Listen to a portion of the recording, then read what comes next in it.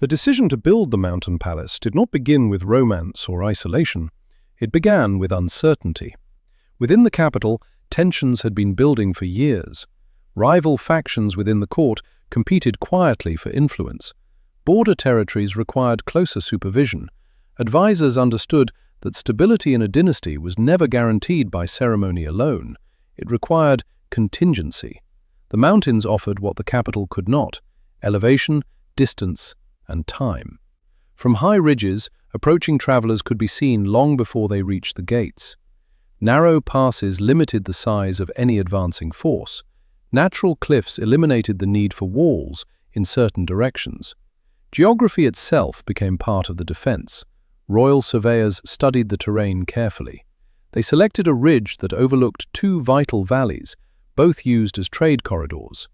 The bedrock beneath the surface proved strong enough to support heavy stone foundations. Water sources flowed nearby from alpine springs. Though remote, the site was not inaccessible, it was simply controlled. Construction demanded precision and patience. Work could only proceed during warmer months when snow retreated from the slopes. Stone was quarried locally to minimize transport. Timber from lower forests was hauled upward using mule caravans. Skilled masons and carpenters lived in temporary encampments carved into the mountainside. Terraces were cut directly into the rock to create stable platforms. Retaining walls reinforced each level, locking the palace into the slope. Engineers accounted for harsh winters by designing steeply pitched roofs so snow would slide off instead of accumulating. Drainage channels were carved discreetly to prevent water damage during spring thaws. The outer walls were thick and minimally decorative. Windows were narrow, designed for insulation and security rather than spectacle. Watchtowers marked strategic corners of the complex. Entry gates were controlled and defensible. Yet within these fortified exteriors, the design softened. A central courtyard provided open air protected from mountain winds. Reception chambers were proportioned for private councils rather than grand ceremonies. Royal apartments were lined with wood paneling to retain warmth. Large fireplaces were integrated deep into stone walls to distribute heat. Below ground, storage rooms maintained stable temperatures for preserved foods and sensitive documents. Passageways connected key sections of the palace, allowing secure movement during times of tension. These corridors were practical safeguards, not mysteries. When completed, the palace stood as a strategic extension of royal authority. It was not a replacement for the capital, but an alternative should the capital become unstable. The first royal arrival was deliberate and symbolic. Banners rose along the highest tower. Guards took their posts. Messengers carried word throughout the valleys that the monarch now resided above. From its terraces, the dynasty could observe the land it governed. The mountain sanctuary was not built for display, it was built for continuity. Anchored to stone and elevated above uncertainty, it became the dynasty's quiet insurance against instability below. Life within the mountain palace unfolded differently than in the capital. The scale was smaller, the court was selective. Only essential ministers, trusted advisors, guards and key domestic staff made the journey upward. The reduced presence changed the atmosphere immediately. Travel to the palace required planning. Carriages ascended as far as terrain allowed, after which attendants transferred supplies to pack animals. Provisions were stockpiled before winter to prevent shortages. Grain, preserved meats, oil, and firewood were calculated carefully. Daily routine began early. Kitchens operated efficiently, using underground storage chambers designed to maintain cool, consistent temperatures. Bakers relied on stone ovens built to retain heat for extended periods. Water flowed from captured mountain springs into carved cisterns within the walls. The royal apartments, though less ornate than those in the capital, provided comfort through insulation rather than decoration. Thick walls blocked wind, heavy doors reduced drafts, fireplaces burned steadily during colder months. Windows framed sweeping views of the valleys below, reminding occupants of both distance and authority. A small chapel occupied one wing of the palace. Though modest in scale, it maintained continuity with the dynasty's traditions. Prayer and ritual followed the same calendar observed in the capital. The echo of ceremony against stone walls carried differently in the thin mountain air. Political life continued.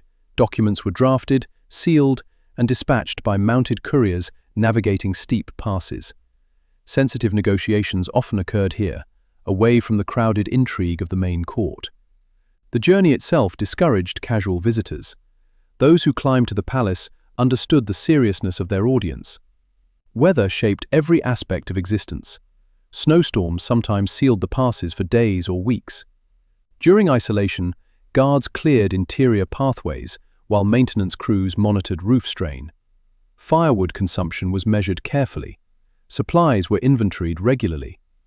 Over time, however, the practical need for the mountain residents began to diminish. Improved roads elsewhere reduced the advantage of elevation. Communication systems evolved. Governance became increasingly centralized. Financial records reflected shifting priorities. Repairs were postponed. Sections of the palace were closed seasonally and later permanently. Royal visits became shorter and less frequent. The atmosphere changed from strategic retreat to occasional residence. Eventually, one departure marked the end of an era. The royal household descended the mountain with no fixed date of return.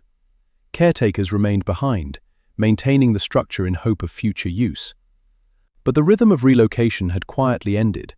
The mountain palace, once alive with guarded deliberation and controlled activity, entered a new phase, waiting in stillness above the valleys it once observed. After the dynasty's decline, ownership of the mountain palace transferred to state administration. Officials catalogued its contents carefully. Furniture, tapestries, and portable valuables were inventoried. Some were relocated to more accessible properties. Others remained, deemed too costly to transport down steep terrain. Without regular occupation, maintenance slowed. Snow gathered heavily along parapets during winter. Repeated freeze-thaw cycles widened cracks in mortar joints. Moss and alpine vegetation rooted in sheltered corners of the outer walls. Yet the palace did not collapse. Its foundations, carved directly into bedrock, held firm. Thick stone walls resisted wind and erosion. The very isolation that once provided security now offered preservation. With limited human interference, structural integrity endured. Rediscovery was gradual rather than dramatic. Regional surveyors mapping highland territories documented the structure in official records. Early photographs captured empty courtyards framed by mountain peaks. Scholars studying dynastic infrastructure noted its strategic significance. Preservation authorities debated restoration. Full reconstruction required immense logistical coordination. Narrow mountain paths restricted heavy equipment access. Environmental risks, including landslides and severe weather, complicated planning. Stabilization became the most practical solution. Engineers reinforced weakened roof sections and secured loose stonework. Pathways were cleared to allow limited scholarly access. Archaeologists catalogued objects left behind: fragments of cabinetry, ceramic pieces, iron hinges, and remnants of storage containers. These artifacts confirmed everyday function rather than legend. Modern conservation efforts focused on balance. Too much intervention risked altering authenticity. Too little risked gradual decay. Seasonal inspections became standard practice. Digital mapping preserved architectural details for future study. Today, the palace stands as a controlled monument. Visitors permitted during favorable weather ascend carefully maintained trails. They encounter silent courtyards and wind moving through empty corridors. No hidden treasure chambers have emerged. No forgotten dynasty waits within. What remains is evidence of foresight. The dynasty built high in the mountains, not for grandeur, but for security. When political structures evolved and centralized authority strengthened, the necessity of such refuge faded. The palace was never destroyed. It was simply left behind by history's shifting priorities. Its walls continue to overlook the valleys, unchanged in purpose, though altered in relevance. Anchored in stone and elevated above time, the mountain sanctuary endures as a testament to strategic planning. Quiet, resilient, and no longer required, yet still standing exactly where it was meant to be.